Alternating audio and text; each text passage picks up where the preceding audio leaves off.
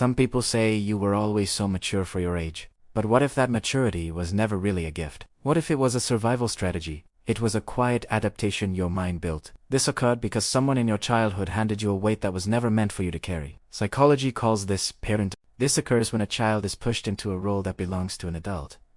These roles can be emotional or practical. Examples include managing a parent's emotions, holding family secrets, solving household problems, or becoming the one everyone leans on. The child's developing brain is not ready for such responsibilities.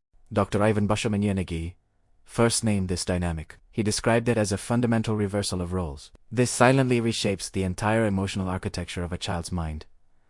Research published in peer-reviewed journals confirms this. This kind of early pressure leaves marks that stretch far into adulthood. Here is what actually happens inside that child's mind. The people who were supposed to meet their needs were unavailable or overwhelmed. Because of this, the child stops expecting comfort. They learn, very quickly, that asking for help creates more problems than it solves. So they build something called survival independence. They become incredibly self-reliant. They are almost impressively composed on the outside. Meanwhile, they quietly learn to trust no one. In adulthood, this shows up as difficulty asking for support even when they are drowning. The emotional development of these children also becomes what psychologists call split. Their cognitive abilities advance early. They are wise, responsible, and perceptive. However, their emotional needs remain completely unmet. These needs are buried underneath all that premature responsibility.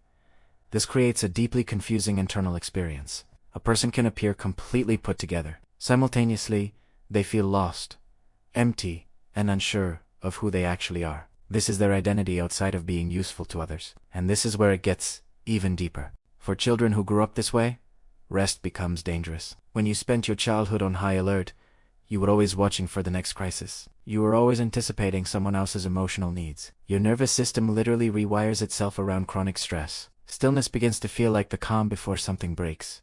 Research in trauma psychology confirms that this is not laziness or anxiety without cause. It is the nervous system doing exactly what it was trained to do. It stays ready, stays useful, and never stops. Many of these individuals also carry a quiet but relentless guilt around their own needs. They were taught that needing something was a burden to the people around them. This teaching happened not with words, but through years of experience. So they minimize and dismiss their desires. They push down every natural human desire for comfort or closeness. Somewhere deep down, they believe that their worth is entirely tied to what they can do for others. Their value is not tied to who they simply are as individuals. What is remarkable, though, is that growing up this way also creates an extraordinary emotional intelligence. These individuals can read a room instantly. They sense tension before it becomes visible. They understand people on a level that most never develop. However, that awareness comes guarded. It is protected behind walls. These walls were built from years of learning that emotional openness costs more than it gives. Here's what psychology wants you to understand about all of this.